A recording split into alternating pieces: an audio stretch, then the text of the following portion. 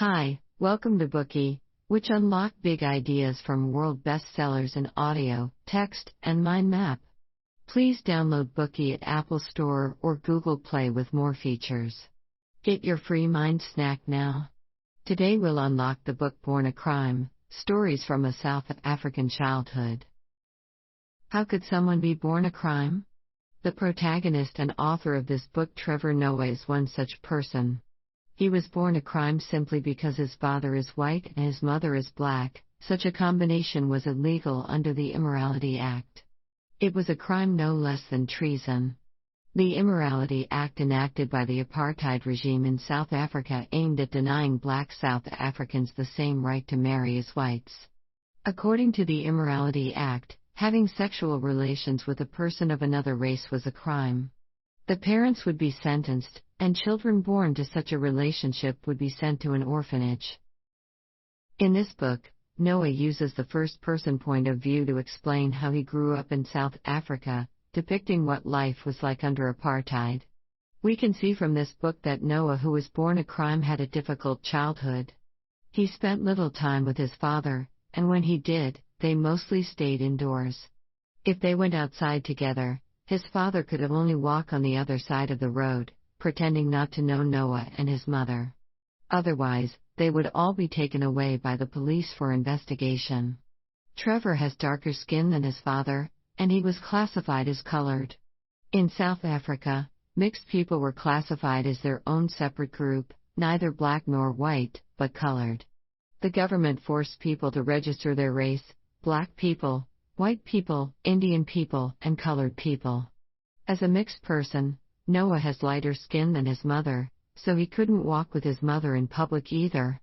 Every time they went out for a walk, his mother would invite a colored neighbor to join them, so she could pose as a maid to avoid the police's investigation. Noah grew up with his mother and has been deeply influenced by her. As a matter of fact, this memoir of Noah's is more like an epic for his mother. A strong and independent woman, his mother never succumbed to her fate because of her race. She would give her every effort to do what she wanted and eventually make it happen. Including Noah, she gave birth to him not because she wanted to be part of a man's life but to have a baby of her own. After Noah's birth, she raised him alone, keeping a reasonable and safe distance from his father, and managed to give Noah a normal life in a racially discriminative environment. Though life was hard, Noah learned to confront it with optimism under his mother's protection, and eventually became a world-famous talk show host. Michiko Kakutani, the former chief book critic for the New York Times and a Pulitzer Prize winner, praised this book as a love letter to the author's remarkable mother. And it indeed deserves such praise. Next, we'll tell Trevor Noah's bittersweet life stories through 3 sections. Part 1, Trevor Noah's birth. Part 2, influence from his mother. Part 3, growing up as Trevor Noah. Noah's growing up story was closely related to the larger context of his time and the apartheid social environment. For centuries, apartheid dominated every aspect of South Africa. The institutionalization of racial segregation in South Africa made it justifiable for whites to violate the rights of other races. Under such a regime, people were forced to register their race with the government and were classified in descending order into white people, colored people, Indian people, and black people. Based on those classifications, people of different races lived in strictly segregated areas. Millions of people were uprooted and relocated. Because of their different skin colors, they were not allowed to use common public resources and services. Take the land for example. Noah's mother once lived in the so-called homelands for black people. Despite the fact that black people made up over 80% of South Africa's population, the territory allocated for the homelands was about 13% of the country's land. There was no running water, no electricity. People lived in huts. By contrast, white people who were in the minority lived in lush and irrigated white neighborhoods. With such serious social inequality, protests and riots often broke out. However, almost every protest for rights ended with much more black blood than white blood being shed.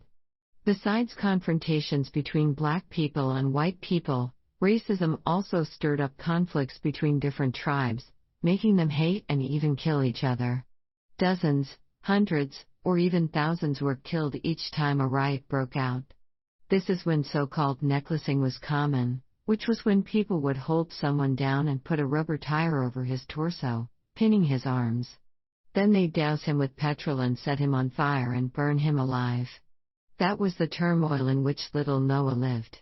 He remembers he once said to his mother, "I think Satan burns tires in hell." Living in such a dangerous world, it was thanks to his mother that Noah could deal with his situation and life with optimism and strength. As we mention in the preface, this book is like Noah's love letter to his remarkable mother. His mother is his hero. She taught him how to think independently. Noah's mother is named Patricia Nambayasalo Noah. She is Xhosa. The Xhosa is one of the two dominant tribes of black South Africans. She's been rebellious and strong-willed since she was a kid. She left her home at an early age and learned English with a white priest. That was extremely lucky for her because there was also strict racial segregation in education. Knowing English gave her a slightly higher social status than black people who only spoke their tribal language. It also gave her the possibility to land a relatively decent job. The South African government didn't allow black people to take office jobs. Usually, black women could only work in factories or as maids. But Patricia Noah would make every effort to achieve what she wanted. She took a secretarial course and learned typewriting, so she was able to get a secretary job at a multinational pharmaceutical company when the policy loosened up a bit. However, black workers were required to carry a pass with their ID number to work in the city, otherwise, they could be arrested and sent back to the homelands. There was also a curfew. A black person would risk arrest if he or she was not back home in the township after a certain hour. Because of such regulations, Patricia Noah even hid and slept in public restrooms. Still, she sometimes got caught for not having her ID or lingering in a white area for too long. The penalty she faced was 30 days in jail or a fine of 50 rand, nearly half her monthly salary. Every time this happened, she would pay the fine and go right back to work. Her apartment was located in a neighborhood called Hillbrow where many foreign immigrants lived. Among them, there was a tall Swiss man. She would chat with him for a while every time she passed by his apartment or dance with him at underground parties. As time went by, they fell in love. However, considering their backgrounds and the social environment, it was impossible for them to be together, and they knew that clearly. One day, Patricia Noah told the Swiss man she wanted a child, and she needed his sperm. She said he could leave her alone after they've done it, and he wouldn't have to shoulder any responsibility of raising the child. She just wanted a child of her own. So, Trevor Noah was born to this unconventional couple. Since she couldn't tell others who the father was, Patricia Noah checked into the hospital alone for a scheduled C-section delivery. The baby looked obviously lighter-skinned, so she lied to the doctor that his father is from a tiny country in the west of South Africa. In South Africa, the names people give their children always have a meaning. For example, Noah's cousin is named Mlungisi, the fixer. Noah's uncle was born after an unplanned pregnancy, so his name means he who popped out of nowhere. Patricia Noah gave her baby the name of Trevor because that name has no special meaning attached. It's just a name. She wanted her baby beholden to no fate. She wanted him to be free to go anywhere, do anything, be anyone. Dangers lurked around Noah when he was little. As he could be taken to the orphanage at any time, he was always kept inside and never allowed to exit. One day when he was 3, he couldn't bear it anymore, so he dug a hole under the gate in the driveway, wriggled through, and ran off. Everyone panicked. If he had been noticed by a police patrol, he could have been taken to an orphanage for colored kids, his mother could have gone to prison, and the whole family could have been deported.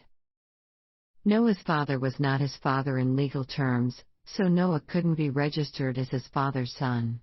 His mother could only take him to see his father furtively and occasionally in private. When they walked along the street or in the park, they would keep a long distance apart, pretending they didn't know each other. There was one time when little Noah called Dad a few times behind his father. The man was so scared that he ran away immediately. In fact, Noah couldn't take a walk with his mother in public either. Their different skin colors were a violation. So, every time they went out for a walk, his mother would invite their neighbor, a colored woman, and pretend to be her maid, since colored people were only next to white people on the social ladder. If that neighbor was not available, she would risk walking him on her own. If the police showed up, she would have to pretend Noah wasn't hers. Noah's skin color not only put his family in danger when they were outside, but it also brought about embarrassment when at home. He was a naughty kid and his grandma often didn't know how to discipline him. She said she couldn't hit him because she didn't know how to hit a white child. A black child, you hit them and they stay black, she said. Trevor, when you hit him, he turns blue and green and yellow and red. She was afraid that she was going to break him, and she said that she didn't want to kill a white person, so she wasn't going to touch him. And in fact, she never did. Today we are just sharing limited content. To unlock more key insights of world-class bestseller, please download our app. Just search for Bookey at Apple Store or Google Play. Get your free mind snack now.